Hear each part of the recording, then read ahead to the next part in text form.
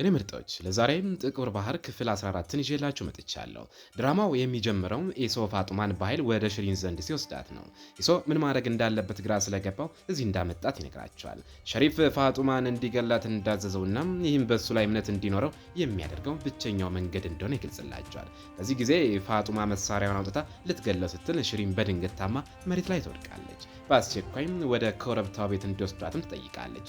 እንደደረሱም ፋጡማ ሸሪፍ ሊገላት እንደሚፈልግ ለአዴል እንደምትነግረው ትናገራለች። ሽሪን ግን ይህን ካደረግሽ አዴል ሸሪፍን ይገለዋል። ያን ጊዜም በሁለት ግድያዎች ማለትም በሸሪፍና በባሊ ግድያ እድሜ ልኩን እስር ቤት ይማቅቃል። ስለዚህ ብቸኛው መፍትሄ እናንተ መጋባት አለባቸው ስትል ትነግራቸዋለች። ኢሶና ፋጡማ እርስ በርሳቸው ይጨቃጨቃሉ፣ ለመጋባትም እምቢ ይላሉ። ነገር ግን ሽሪን ይህ በእነሱ ፍላጎት ላይ የተመሰረተ እንዳልሆነና አዴልንና የፎርታናን ቤተሰብ ለመጠበቅ ብቸኛው መንገድ መሆኑን ትገልጽላቸዋለች። ሸሪፍ ባሊን ገድሎ ወንጀሉን አዴል ላይ እንደጣለ ሁሉ አሁን ደግሞ አንቺን ገድሎ ወንጀሉን ኢሶ ላይ ለመጣል እንደሚፈልግ ትነግራቸዋለች። በዚህ ጊዜ ኢሶና ፋጡማ ለመጋባት ይስማማሉ። ወደ አሁን ጊዜ ስንመለስ ፋጡማ የጋብቻ ሰነዱን ስታወጣ ሁሉም በድንጋጤ ይዋጣሉ። ዘሪፋ ግን በጣም ትደሰታለች። አዴል ፋጡማን እጇን ይዞ ሊወስዳት ሲል ኢሶ እጁን ከሚስቱ ላይ እንዲያነሳ ይነግረዋል። አዴል በጥፊ ይመታዋል። እናም ፋጡማን ይዟት ይሄዳል። ኢሶን ለማረጋጋት ቢሞክሩም እሱ ግን ተከትሏቸው ይሄዳል። ኢሶ ፋጡማን ይዞ ለመሄድ ሲሞክር አዴል መሳሪያውን ደቅነው ሊገለው ይዘጋጃል። በዚያው ቅጽበት ሽሪን ለሸሪፍ ከኢሶ ጋር ሲነጋገር እንደሰማችና ለምን እንዳጋባቻቸው ትነግረዋለች። ከአሁን በኋላ የልጅ ልጆቿንም ከእሱ እንደምታድናቸው ትናገራለች። ወደ አዴል ስንመለስ ኢሶን ለማገት ይወስናል። ኦሩክንም ልታድነው ብትሞክርም አስክሬኑን ትረከባለህ ብሎ ያስጠነቅቋል። በዚያው ሰዓትም ሸሪፍ ትዕዛዝ ይሰጣል። በኮቻሪ ላይ ጥቃት ሰንዝረው ኢሶን በኃይል እንዲያመጡት ያዛቸዋል። ለሽሪንም በእሷ ምክንያት ጦርነት እንደሚጀምርና በዚህ ውሳኔዋም እንደምትጸጸት ይነግራታል። በመንገድ ላይ ፋጡማ ከአዴል ጋር ለመነጋገር ትሞክራለች።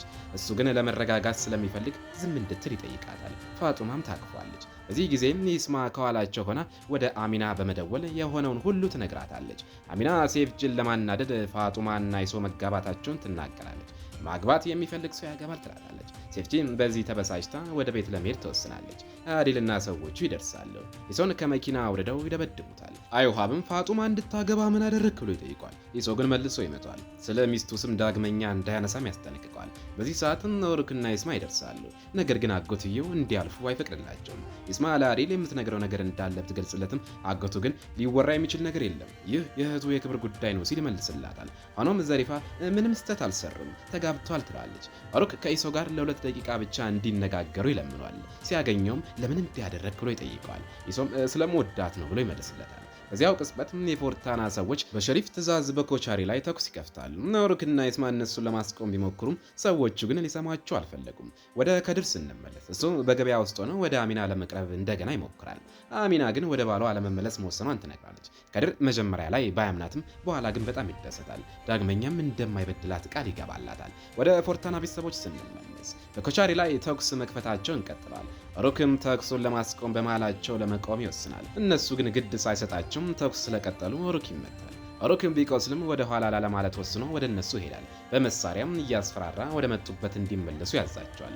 እነሱ መመለስ እንደጀመሩም ኦሩክ ራሱን ስቶ ይወድቃል። ወዲያውኑም ወደ ኢሌኒ ተደውለው ኦሩክ መቁሰሉንና ድልድዩ ላይ መሆናቸውን ይነግሯታል። ኢሌኒና ሃጋር በፍጥነት ወደዚያ ለመሄድ ይወስናሉ። በዚህ ሰዓት አዴልና ፋጡማ ቤት ይደርሳሉ። አዴልም ምን ተፈጥሮ ነው እንዴትስ አስፈራረሽ ብሎ ይጠይቃታል። ፋጡማ ግን ማንም እንዳላስፈራራትና ያደረገችውም ኢሶን ስለወደደችው እንደሆነ ትነግራለች። አዴልም በቁጣም ወደ ጠበቃው ደውሎ የፍቺ ወረቀት እንዲያዘጋጅ ይነግረዋል። ፋጡማ እንደማትፋታ እያለቀሰች ትነግራለች። ጫና እንዳያደርግባትም ትለምናለች።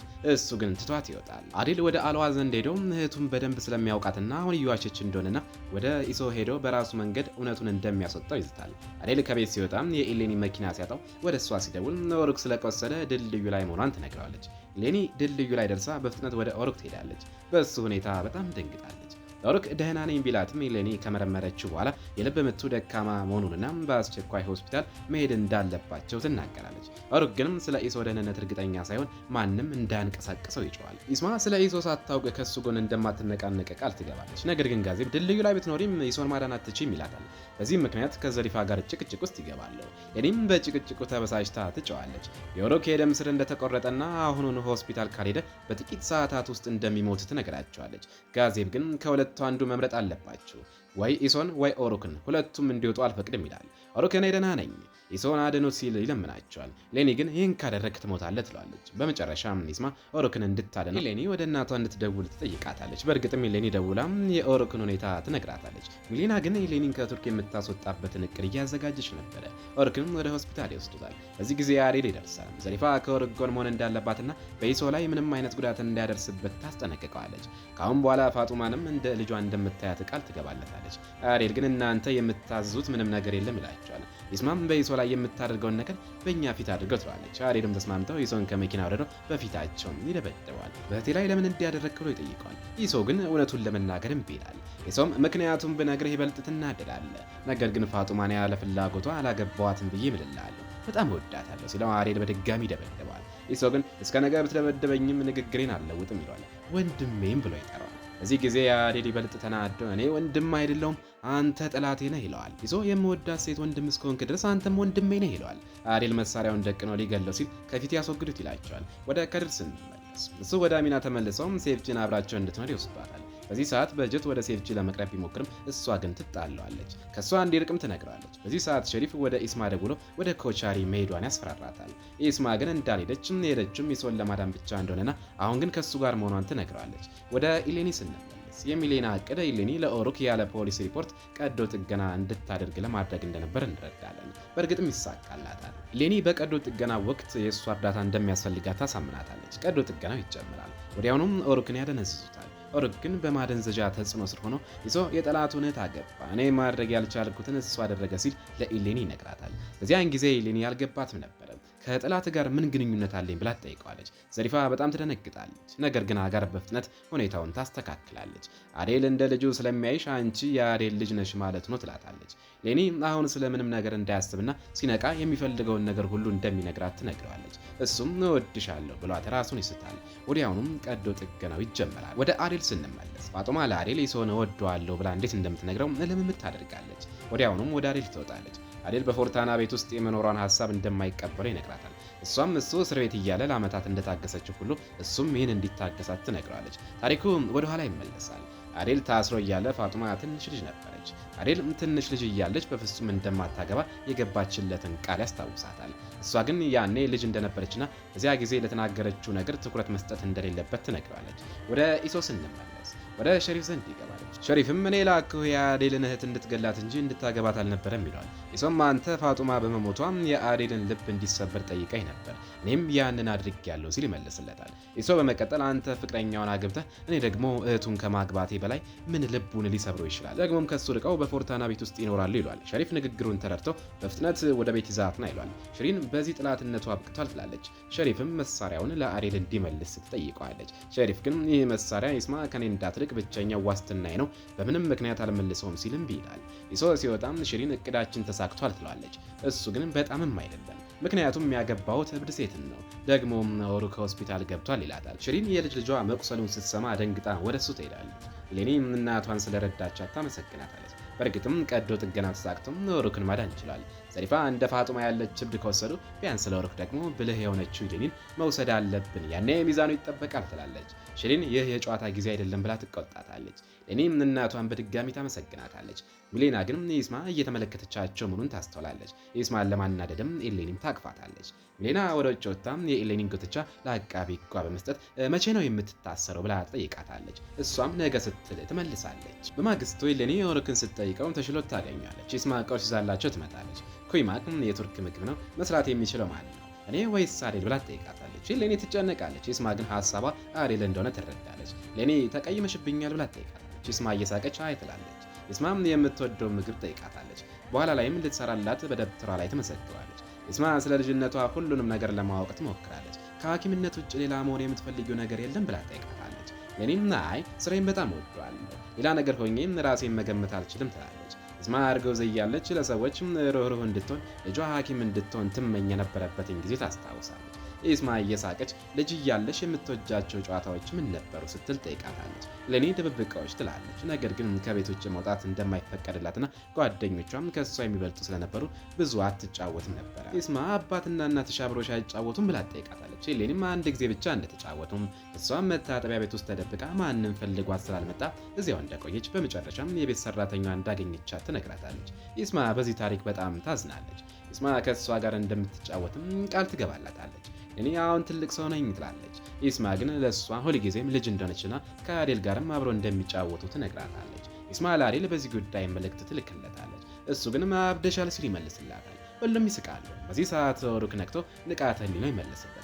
ሁሉም በዚህ በጣም ይደሰታሉ። ኢስማ ለኦሩክ ከፋጡማ ጋር መነጋገር እንዳለባት ትነግረዋለች። ማንም ስለ እሷ ከጠየቀ ከእሱ ጋር እንደነበረች እንዲነግርላት ጠይቀዋለች። ኦሩክም ይስማማል። ኢስማና ኤሌኒ ቤት ይደርሳሉ። ምን ማድረግ እንዳለባቸውም ይስማማሉ። ኢስማ ከአዴል ጋር ስትነጋገርም ኤሌኒ ደግሞ ከፋጡማ እውነቱን ለማውጣት ትሞክራለች። ኢስማ ገብታ ከአዴል ጋር ለመነጋገር ትሞክራለች።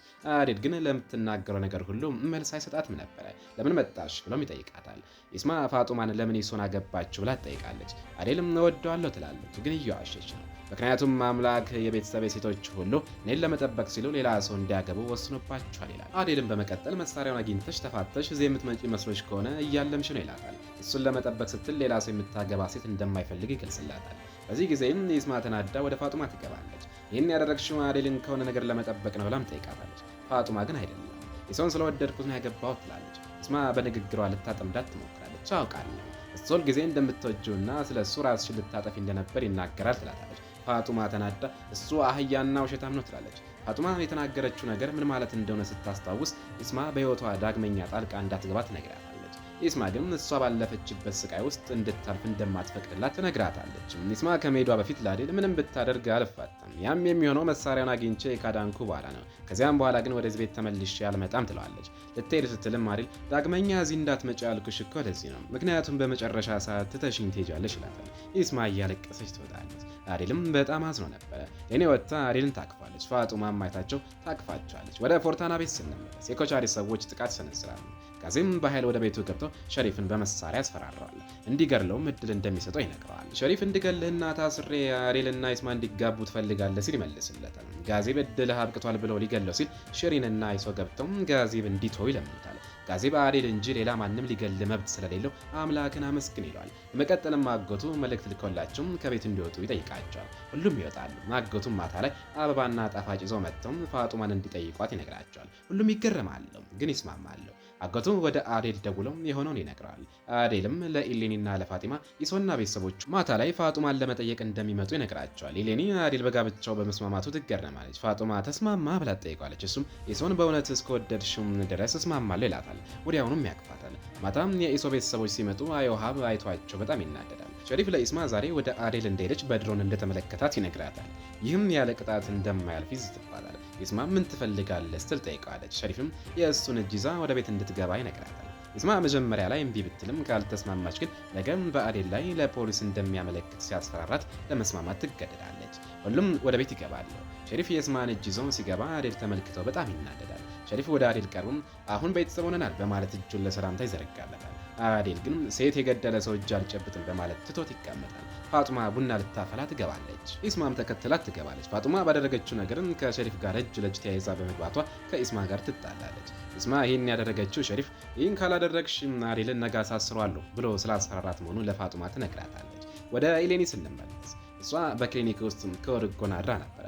ኦሩክ ነቅቶም እዚህ ለመጀመሪያ ጊዜ የተያዩበትን ቀን ያስታውሳል። ወደ አዴል ስንመለስ አዴል በኢሶና በፋጡማ ጋብቻ እንደሚስማማ ይገልጻል። ነገር ግን አንድ መስፈርት ያቀርባል። ይህም ኢሶ መጥቶ እዚህ ከነሱ ጋር እንዲኖር ነው። ሁሉም በዚህ መስፈርት ይገረማሉ። ጋዚብም ይስቃል። ወደ ኢሌኒ ስንመለስ ኦሩክ የእሷን እውነተኛ ማንነት የአዴል ልጅ መሆኗን ሊነግራት ሲል በድንገትም አቃቤ ሕጓም ኢሌኒን ለመያዝ ትገባለች። ኢሌኒ ወደ ኢስማና አዴል ደውላ መያዟን ትነግራቸዋለች። ይህም የሆነው ያለ ፖሊስ ፍቃድ ለኦሩክ ቀዶ ጥገና ስለማድረጓ ነው። አዴል እኔ መፍትሄ እፈልጋለሁ ቢላትም እሷ ግን ከሕክምና ስሯ እንደምትሰናበትና ዳግመኛም በቱርክ ምድር ሕክምና ማድረግ እንደማትችል ትነግራቸዋለች። ወዲያውኑም ስልኩን ትዘጋዋለች። ይህ ሁሉ የሚሌና ሴራ እንደነበር እንረዳለን። ኢስማ ኢሌኒ ሕክምና ስራዋን እንደማትተውና በዚህ ምክንያትም ትታቸው እንደምትሰደድ ስለምታውቅ አዴል ማንኛውንም ነገር እንዲያደርግ ትለምነዋለች። በዚህ ሰዓት ሸሪፍ ኢስማ የአዴልን እጅ ይዛ ሲመለከት አዴል የሚስቱን እጅ እንዲለቅ ይነግረዋል። ኢስማ እጇን ልታስለቅቅ ብትሞክርም አዴል ግን ይበልጥ ቀርቦ እጇን አጥብቀው ይዛታል። የዛሬው ክፍል ይመስላል። በቀጣይስ ምን ይፈጠር ይሆን?